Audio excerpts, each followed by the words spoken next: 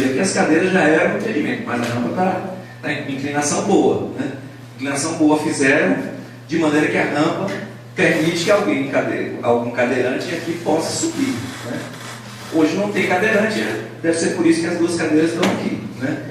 Mas em relação a isso, às vezes a gente encontra umas rampas que são, como o pessoal militante da área de pessoa com deficiência fala, assim, lançamento de cadeirante, né? Aquelas rampas que são assim, né? Se o cara tentar descer ali, ele vai embora, né? E aí o pessoal faz isso para dizer que cumpriu a lei, né? Dizer que cumpriu a lei. Você lá voltando, você lá fiscalizando, diz assim, essa inclinação da rampa, e aí os engenheiros, né? Você que é engenheiro, né? Francisco. E assim, o engenheiro vai lá olhar mesmo, né? Assim, a inclinação, como é que está, como é que não está correta, não está correta e tal, porque é uma empresa. Então, auditor fiscal do trabalho é muito isso.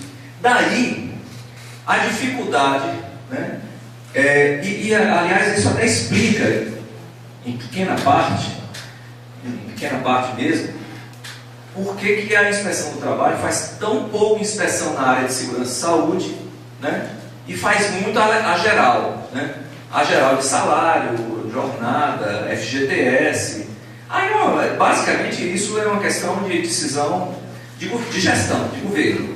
A área de segurança e saúde cada vez mais perde espaço, né?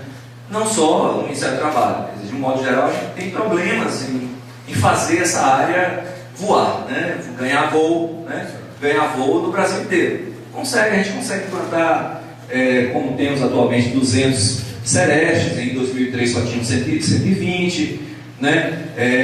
Tudo bem, mas qual a potencialidade disso para transformar a realidade, né? Tanto no SUS quanto no Ministério do Trabalho e outros campos que a gente tem. O que a gente consegue fazer?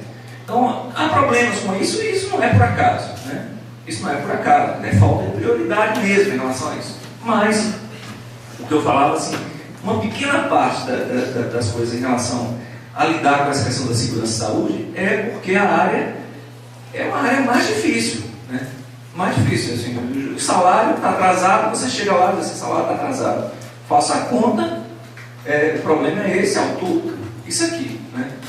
Nas questões de segurança e saúde, você tem que entrar em muito detalhe, né? Principalmente nas questões de segurança. Nas questões de saúde, você começa a entrar num campo que, para a maioria das pessoas, especialmente os que não têm formação em saúde, no campo da abstração. Quando a gente entra na área psicossocial, aí é abstração total, né? Na visão, né, no senso comum, né, de quem atua na área. Em relação a essa questão, a gente tem um exemplo que é a questão temos 10 minutos ainda. Não dá mais rápido. Em relação à questão, a gente tem uma dificuldade, que é a dificuldade, por exemplo, em relação à discriminação. Já existe na lei várias coisas sobre discriminação, mas que é muito pouco fiscalizado. Por quê? Porque é difícil de encontrar, né? É difícil você pegar concretamente e fiscalizar, porque chega um trabalhador denunciando que foi discriminado. Se você não tiver a prova concreta da discriminação, né, como é que você vai, de fato, intervir naquela realidade sob a forma inicialmente, de autuar a empresa e depois encaminhar isso para o Ministério Público para que ele abra uma ação civil pública ou abra um inquérito para verificar? Como isso? Você tem que ter algo concreto.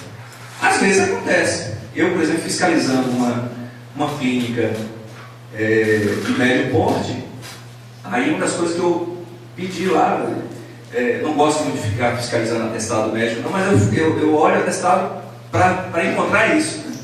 Aí eu assim, me deu os atestados, eu quero ver se fizeram exame e tal. Lá no meio do atestado, tinha um atestado periódico que tinha um exame, um teste de gravidez, né?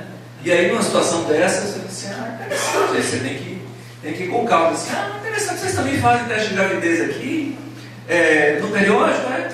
Que bom! Fazemos sim, a gente faz para todas as mulheres, a gente faz, aí você pega alguém de empresa que cai na conversa bonitinho, né? E entrega o jogo. E foi esse o caso, né? Não, a gente faz, todas as mulheres aqui no periódico, no admissional e no demissional fazem teste de gravidez. Olha, tá legal, tá bom. Aí não mudei de assunto. Peguei, copiei, guardei aquilo para mim, eu vou querer cópia disso aqui. Pronto, levei. Né? Levei, pronto. Isso aí foi algo que gerou um auto de infração por discriminação e um encaminhamento para o Ministério Público para que abrisse um inquérito civil específico por discriminação e, ao mesmo tempo, eu ainda mandei também, minutei lá para que fosse encaminhado ao Conselho Regional de Medicina em relação ao diretor médico da empresa. Mas isso é raro acontecer. Isso é difícil você conseguir uma situação desse tipo. Mas, pior é se não tivesse. Pior é eu chegar lá e encontrar uma situação dessa e não poder fazer nada, porque não tinha norma para eu, claramente, diante de uma situação que é discriminatória contra as mulheres, eu não poder fazer nada. Né? E aí você não tem como dizer que ali era uma medida de proteção, porque havia um risco, que mulheres grávidas não tinha risco nenhum para mulher grávida. Então não tinha justificativa. Era simplesmente porque está grávida até logo. Né? Então era essa a situação.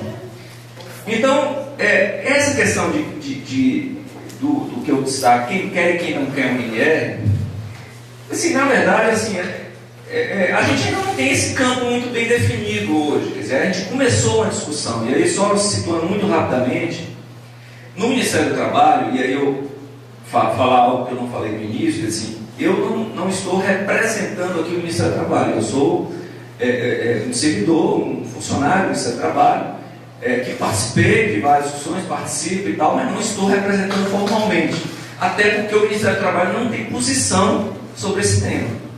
Essa discussão ela começou no ano passado, a partir de um ex-diretor do departamento que demandou, falou, olha, esse tema tem sido questionado por alguns sindicatos de trabalhadores, a questões ligadas ao assédio moral, questões outras ligadas, então a gente precisa discutir isso, né, de alguma forma. Né? E aí eu queria que você se debruçasse sobre o tema e tal. E a partir daí, mesmo tendo mudado o diretor, eu já tinha preparado essa primeira minuta, né, no sentido de tentar entrar em campo com a discussão. Hoje é uma discussão, por exemplo, tem uma lista de discussões pela internet dos auditores. Grande parte dos auditores me diz o seguinte: esse é um tema muito volátil. Esse é um tema muito volátil. Não vale a pena ter norma, porque se tiver norma não vamos conseguir fiscalizar. Isso é um problema que a gente vai estar criando para a gente. Né? Então eu vi esse tipo de coisa em várias coisas, no olhar assim, não vale a pena ter uma norma, porque esse é um problema que não tem solução no nosso meio. E aí minha pergunta é, e aí, não faz nada? Né? Não que eu entenda que uma norma regulamentadora vá mudar a realidade, mas você precisaria, ao meu ver, de algum instrumento para você checar, né, questionar dentro do ambiente de trabalho, né, dentro do mundo do trabalho, questionar esse problema. Assim, o que essa empresa, essa instituição está fazendo para mudar essa realidade. Aí, assim, é possível, não é possível? Quer dizer, o processo de discussão de uma norma dessa, todas as normas regulamentadoras, elas têm a fonte dela na CLT. Né? A CLT diz lá, ela autoriza várias MRs, e depois diz que, diante de fatores de risco existentes, o Ministério do Trabalho poderá regulamentar. É o caso. Existem os fatores? Existem. Então, poderia haver uma regulamentação. E a maneira de fazer isso é pelo processo tripartite. Tem que ter representação de governo, de trabalhadores e de empregadores, como chama. Né? No linguajar, a gente diz assim, patrões, trabalhadores, lá é empregadores, os trabalhadores se chamam, porque os patrões gostam de ser chamados de empregadores, os trabalhadores que são chamados pelos patrões de empregados, gostam de ser chamados de trabalhadores, é evidente, e o governo é governo. Né? Então, assim, essa é uma discussão de negociação. Né? Negociação tem um bocado de coisa que eu vou apresentar aqui, embora rapidamente, que dificilmente passaria fácil numa discussão com o patronato, porque é problema, né? É criar problema para eles. Né? Então, em relação a esse quadro, assim, é um terreno, né? Não diria que é areia movediça, mas é um terreno lamacento, né? Qualquer vacilo você cai, porque é um terreno difícil, de você percorrer, né, sem cair, né, em coisas erradas, né. Aí são vários tópicos, né, que eu destaco, sempre buscando trabalhar numa lógica da promoção de saúde, né. E aí, vocês vão ver logo em seguida que uma das primeiras coisas que eu falo assim, as empresas têm que ter um plano de promoção da saúde mental. Pô, mas para que um plano? É um pedaço de papel? Não, a ideia é ter um plano no sentido de você ter um plano no sentido de que você possa cobrar um plano. Ah, mais um papel para cobrar? Não. Eu não estou pensando que seja papel. O papel já basta os que já existem para cobrar. Assim, eu quero que ela tenha um plano. Há o risco muito forte de se cobrar só o papel e tudo bem? Há. Né? De ser mais um cartório? Há. Né? Sempre há. Né? Em relação a isso. A questão do constrangimento do local de trabalho, que o conceito de constrangimento, por alguns autores, abrangeria a questão do assédio moral, do assédio sexual, da lesão à imagem e honra, né? Aí tem a questão da violência, a questão da discriminação, e eu vou acrescentar algumas coisas mais também. Então, na questão da promoção, então eu falo na ideia de ter um plano, né, que eu chamei de pró-saúde, né? Que a ideia do plano, hoje existem dois planos que as empresas têm que ter. Até a década de 80, a NR7 e a 9, a 7 era uma norma que se chamava exames médicos, a 9 era uma norma que se chamava riscos ambientais. No final da década de 80, eles passaram a se chamar plano de prevenção, controle médico e da saúde ocupacional, que é o PCMSO, né? E o plano de prevenção de riscos ambientais, que é o PPRA. Grande parte das vezes, esses dois planos são apenas pedaços de papel que você cobra e que, assim, são um dos muitos problemas que você cria, né? Diz assim, pô, criei um monstro, né? Porque aí você passa a ter um mercado em volta daquilo, o mercado produtor de PPRA, o mercado produtor de PCMSO, né?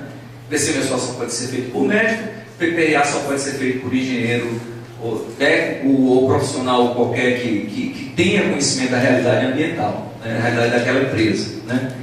Então, há um grande risco aqui, e por que mesmo assim eu proponho que tenha, na ideia de que você chegue na empresa e diz assim, olha, eu quero ver, né? Não necessariamente eu quero papel, mas eu quero saber do plano de vocês, do plano de promoção da saúde psicossocial da empresa, né? Por que eu falei 29 empregados ali? Isso é um pouco no sentido da experiência minha com o PPRA e PCMSO. Menos de 29 empregados, você não tem CIPA. E como eu vou pensar na ideia de você lidar com a CIPA, que é uma coisa frágil, mas é o que se tem, né? É a Comissão Interna de Prevenção de Acidentes, que é prevista na norma que você tem nessa empresa. Abaixo disso aí, você só vai ter o representante designado pela empresa para cuidar do tema, então não interessaria. Então eu falei, eu vou passar a lidar com um nível de empresa um pouco maior. Porque a menor, você cria uma coisa que muitas vezes é um pedaço de papel, aí vem os vendedores de plano, para poder criar um plano, e aí vem os auditores que só pedem papel, e deixa eu partir para um negócio de empresa maior, que você tem condição já de cobrar algum grau, né, melhor em relação a isso. Como está no texto lá, o plano seria feito com um profissional qualificado, né? Eu até estou, esse profissional qualificado, a expressão qualificado, estou até pensando em propor tirar, porque em geral qualificado quer dizer o profissional assim reconhecido pela legislação profissional. E aí vai ser o sinônimo de psicólogo aqui. Vai ser sinônimo de psicólogo. Aí você cria uma reserva de mercado, assim como já se criou a reserva de mercado dos médicos, dos engenheiros, dos técnicos, dos enfermeiros, dos auxiliares, mas você cria uma reserva de mercado para os psicólogos. Que legal, do ponto de vista corporativo, ótimo. Mas, do ponto de vista concreto, bom, e se você de fato tiver ali um outro profissional que possa fazer isso? Um assistente social, um enfermeiro, até um médico, né? Até um médico, né? Ato falho. Então você pode, em relação a esse processo aí, talvez eu acho que... Mas é preciso ter um profissional e ter a abertura que se tem no PPRA, um profissional que conheça minimamente a realidade da empresa, ou conheça o tema, né? Essa seria a ideia. E ele faria isso com a CIPA, e onde houver com o SESBIT, né? Essa é a ideia. E teria um conteúdo mínimo do plano, né? O conteúdo mínimo é o que passa a ser descrito, não vou poder detalhar muito, porque senão a gente... é evidente que eu vou destacar algumas coisas mais nos slides, né? Então, por exemplo, eu passo a destacar o que esse plano tem que ter, né? Então, aí eu vou falar uma coisa que é geral, que assim, eu sei que a questão do assédio moral, do assédio sexual, a questão de modo geral da lesão à honra, essa é uma questão complexa. Que se você enche de muita regra, é igual aquela história assim, ninguém namora ninguém porque fica com medo de ser considerado assédio moral ou assédio sexual. Então ninguém paquera ninguém, né? Olhou muito, pode ser acusado, né? Também não é assim, né? Não é assim. Eu acho que assim, isso é argumento de quem quer atacar, né, determinados regramentos mínimos. Agora, que há exageros, há, né? A gente conversava no caminho, quer dizer, a história do politicamente correto, a gente entra numa situações extremamente complicadas. Eu não estou querendo, quer dizer, embora com grande risco, trabalhar no politicamente correto aqui, só, né? No mau sentido, politicamente correto. Existe um bom sentido, né? Então aquela história assim, eu entendo todo movimento feminista, todo movimento feminista e tal, mas na hora que abriu aqui, eu falei assim, ele não falou aos companheiros e às companheiras essa coisa da linguagem de gênero, né? Que é uma coisa que tem a sua razão de ser, mas a linguagem de gênero ela termina tornando um discurso insuportável, né? Porque você tem que dizer assim, é igual, você já tem central do trabalhador, central de trabalhadores e trabalhadoras do Brasil, né? Assim, se tudo a gente tiver que fazer dessa forma, a gente tem que dar um jeito na língua portuguesa, porque senão o nosso discurso ele se complica, né? Mas entendo a razão de ser, né? Perdoe-me as mulheres, e em especial as feministas, por esse comentário que pode ser entendido como um comentário machista, mas não é a intenção. Então, o politicamente correto ele tem muito de positivo, mas ele tem muito de risco também. Então, assim, a ideia é que a empresa tem que dizer no seu plano quais são as medidas de prevenção em relação às práticas de agressão ou assédio moral de superiores e de colegas de trabalho. Porque a história hoje já muito falada do bullying é entre iguais, né? O bullying em geral é entre iguais, né? A questão do assédio, a gente sempre pensa no assédio como algo superior para o subordinado, mas você pode ter essa situação com concordância da empresa, permeando a relação da empresa, na relação entre homens e mulheres. Empresas em que as mulheres são minoria, né? Uma mulher trabalhar na construção civil, por exemplo, é algo, né? Essa mulher é muito firme, muito corajosa, muito disposta, né? Porque não é fácil. Trabalhar uma mulher e prestar o serviço militar. Então, assim, é uma situação que, assim, agora a gente pode entender, esse já é um primeiro problema. Será que deveria colocar essa questão, se for colocar, será que deveria colocar essa questão dos colegas de trabalho? Ou isso a gente cai no politicamente correto? Ou não deixaria somente a questão dos superiores? Se a gente aceitar a ideia de ter uma norma, esse é um problema para a gente pensar. E aí são dados exemplos, né? Medidas destinadas a excluir uma pessoa de uma atividade, ataques persistentes e negativos ao rendimento profissional, manipulação da reputação pessoal, abuso de poder entendido como menosprezo persistente ou fixação de objetivos com prazos inatingíveis, controle desmedido ou inapropriado, discriminação entre sadios e adoecidos, essas coisas que a gente vê a torto e direito dentro das empresas, né? E geralmente a gente não pode fazer nada. A gente ouve muito falar disso e não consegue caracterizar. Bom, também a mesma coisa que eu mencionei anteriormente em relação à questão do assédio sexual. Aí, mais concretamente, aí é um tema que tem que, ainda com mais cuidado, observando a questão da chantagem, né? Com o intuito de obter vantagem, e a questão da intimidação, através de abuso verbal ou físico. Questão da lesão à imagem e à honra. A questão também é a mesma coisa, superiores hierárquicos e colegas de trabalho.